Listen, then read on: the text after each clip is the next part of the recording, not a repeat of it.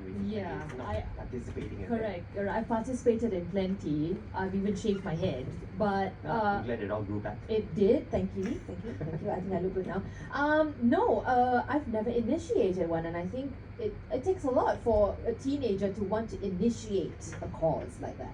Yeah, neither have I. I'm with you. I've never initiated a fundraising campaign before. Took part in many, and how often schools would be giving us those fundraising jogathons, walkathons, and all the thons. All I wanted to know was what a jogathon was. You jog and you raise money, asking your aunties and uncles like, uncle, auntie, $5. Well, uncle not enough. Huh? No, not enough. I mean, you want the canvas for the support as well. So I guess that probably would describe many of our school days, right? We probably took part in them rather than initiated them. That's right. I think it's most of us would never have had in our schooling days initiated a fundraising campaign, as you said, to support a cause, whether locally or abroad. So this awareness and maturity that we had in us to spark something was probably not there, as I alluded to earlier. I didn't think of it.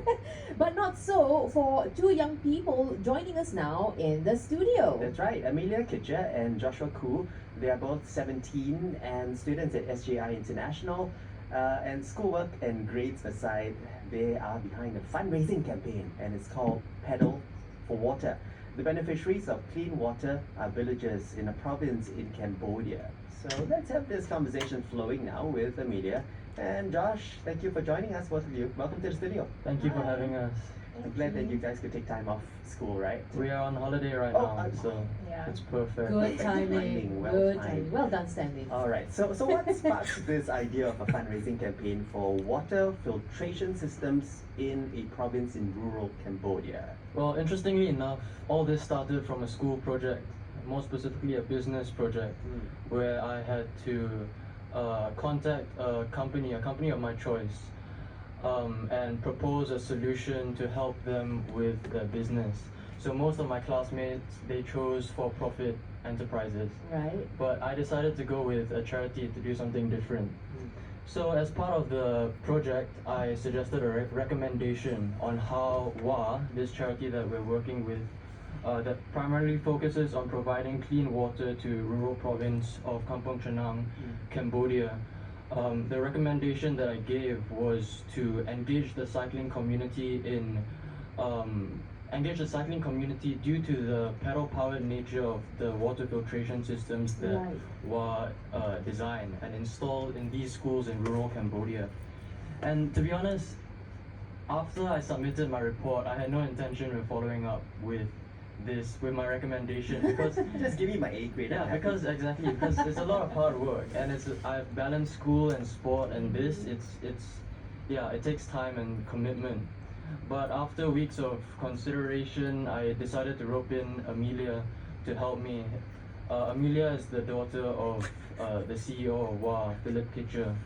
Ah, so that's where you got the idea. Okay, so you must have gone on a trip, I presume, to experience what it's like in Cambodia, how this model, this water filtration design would fit in the community there. So tell us what you witnessed on that trip, when that opened your eyes to the disparity about potable water between communities there and then us here in Singapore. Well, as Josh mentioned, my father is the CEO of WA, and he has been since 2011. So I've had quite a close relationship with the organization for quite a while now. So I have visited the province quite a few times already. So it's something I'm familiar with, the disparity between water accessibility here in Singapore and in Cambodia as a whole. But the thing is, what's ironic is in Cambodia, there's not a lack of water. There's actually quite a lot of it.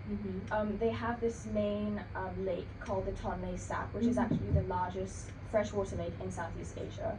And so a lot of the country they live in close proximity to this lake.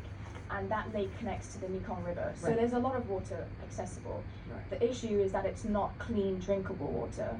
So it's not uncommon to drive by and see villagers washing their eating utensils in the river, or drinking the water from the river itself, whilst a few meters away you'd see cows wading around, or like rubbish just floating on the surface. So the accessibility to water, to clean drinkable water there, is still quite a big issue. and it's very prevalent wherever you go within Cambodia, not just Kampong Chhnang. And you know, the sad thing is Cambodia is only 1.5 hours by plane away. We're not even talking about a country across the world. Right. It's our neighbor, and some of these villagers have never even once tasted potable water. Yeah. And I'll just tell you a quick story. Whilst we were in Cambodia, we visited a school, and this school had a well right in the middle of the grounds. And we looked in the well. Well, it was more like a hole.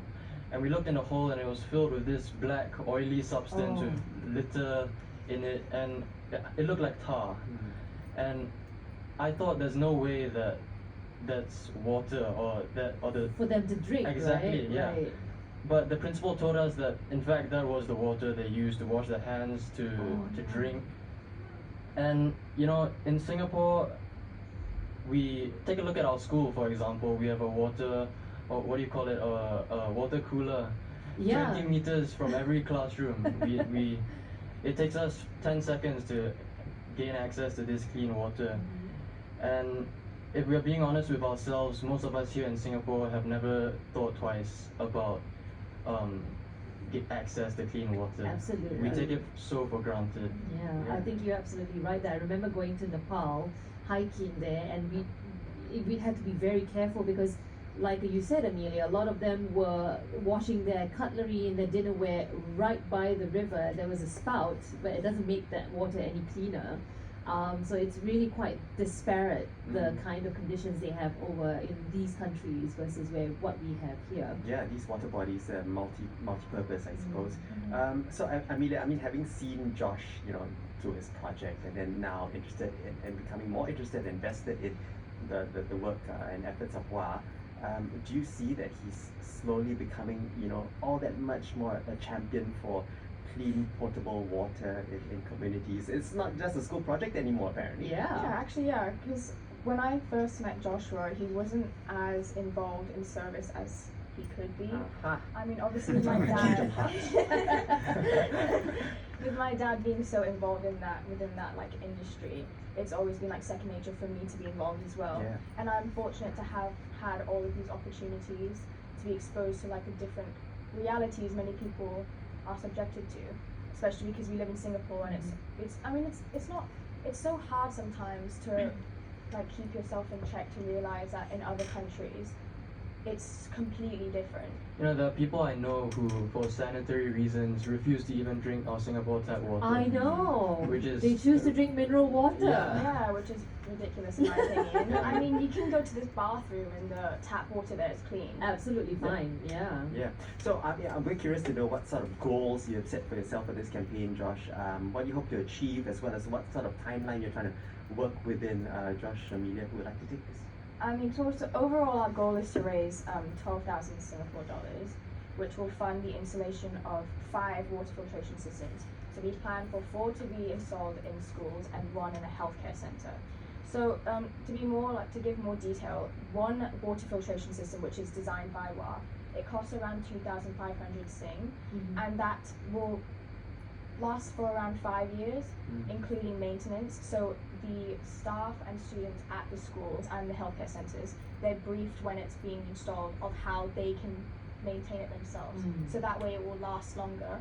But of course we're not limited to this $12,000, and if more people participate and we raise more money, obviously we'd install more water filtration systems. And because like the reality is that the accessibility of clean water within Kampong Chhnang is still a serious need for the whole province.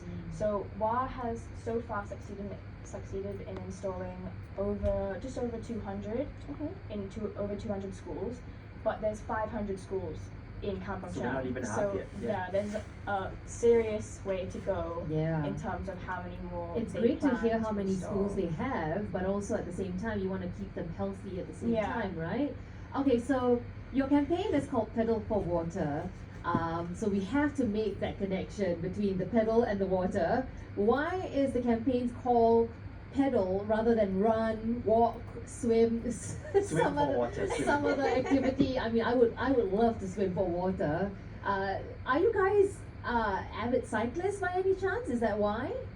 No, not really. Okay. I mean, the name originally came from the actual water filtration itself. Okay. So the design is that there's a stationary bike which is connected to a well underground, which is usually how many of the schools access water. So when a child cycles that stationary bike, it will pump water from underground up into a tank that's raised above ground, and then it will flow through a filtration system. So I mean, we recognize though that cycling isn't like an activity that all people may particularly enjoy or are capable of doing. Call So- me, I'll do it. Call me. The participants also have the option of like walking, running, or rowing instead. Because I mean, one of our partners in terms of organizations that are helping us is called Touch Dubai. So they're based in Dubai, but they're an organization that focuses on inclusivity. So it was very important for us that we make the campaign as doable and as realistic for as many people as possible. And so we're taking into account people who may be facing challenges, whether it's physically or mentally. All right, so we know the issues, we know what you're trying to solve and how the filtration systems are going to be working by pedaling. So with this campaign, coming back to Josh now, with this campaign, Pedal for Water, if listeners, having heard now this issue and what it takes to, try to put some solutions to the problem, and if they wish to support your campaign, how can they do so? How can they back this campaign? Well, Pedal for Water follows a simple 3-step approach. If you refer to our Instagram page at Pedal for Water, we have put a link to a Google form in our bio, which will direct you to a pledge form. So this is a pledge system. You pledge the distance you're going to cycle, keeping in mind that the minimum donation is $2 per kilometer. And then you support accordingly, and finally, probably the most fun part, you cycle the distance pledge. It's a great way to, it's a great activity to do with family, with friends, Absolutely. and keep fit. Yeah, I mean, Yeah. I cycle 20 kilometers to Changi Airport once a week. I don't understand why I didn't hear of this before, and now I do. So I've added it on my Instagram, and I will be pedaling a lot, and hopefully that means more water, more potable water for the Cambodians in Kampong Chanang. That's right, the Pedal for Water campaign, brainchild of Joshua Koo and also Amelia Kitcher, who is very well versed with WA. You can also check out them as well and the work that they do, WAH. They're spelled, and pedal is PEDAL, by the way, not the one that goes on boats. Yes, on Money Mind, Amelia and Joshua, thank you for joining us today. They're 17-year-old students at SJI International. Enjoy the rest of your holidays. Thank you. This is Money Mind with Andrew Lovely. Hay and Stanley. Thank you.